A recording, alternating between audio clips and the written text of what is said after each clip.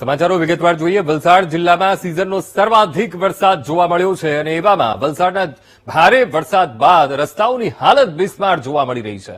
ત્યારે વલસાડ નગરપાલિકા વિસ્તારમાં આવેલા રોડ લગભગ તમામ મુખ્ય રસ્તાઓ પર મોટા ખાડાઓ પડી ગયા છે અને આથી વાહન ચાલકો તો ઠીક પણ રાહદારીઓને પણ હાલાકીનો સામનો કરવો પડી રહ્યો છે। ત્યારે વરસાદ વખતે ખાડાઓમાં પાણી ભરાઈ જતું હોવાથી ખાડા નહીં દેખાતા હોવાથી છાશવારે નાના મોટા અકસ્માતોની ઘટના અહીંયા બનતી રહે છે। ત્યારે રસ્તાઓનું રિપેરિંગ થાય તે માટે કોંગ્રેસ વલસાડમાં અનોખો વિરોધ કર્યો। વાપીમાં કોંગ્રેસ અગ્રણીઓ અને કાર્યકર્તાઓ દ્વારા રસ્તા ઉપર પડેલા ખાડાઓની પૂજા કરવામાં આવી। એવામાં તાત્કાલિક ખાડાઓ પૂરવામાં નહીં આવે તો ઉગ્ર આંદોલનની કોંગ્રેસે ચીમકી પણ ઉચ્ચારી છે।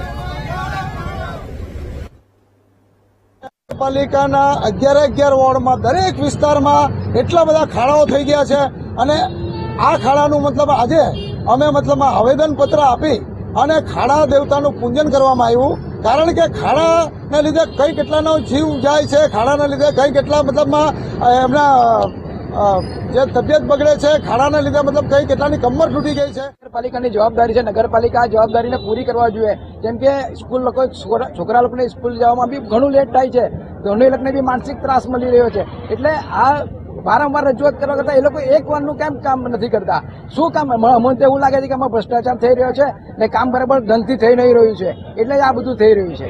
નગરપાલિકાના 11 વોર્ડમાં આ રીતનો પ્રોબ્લેમ છે। દર વર્ષે પ્રોબ્લેમ આવતો જ છે ને દર વખતે રજૂઆત કરવા પડે, દર મહિને રજૂઆત કરે, દર અઠવાડિયે રજૂઆત કરવા પડે તો એ લોકોની આગ નથી ખુલતી। આ અકસ્માત થાય છે, લોકોની જાન જાય છે, એ લોકોને ખબર નથી પડતી।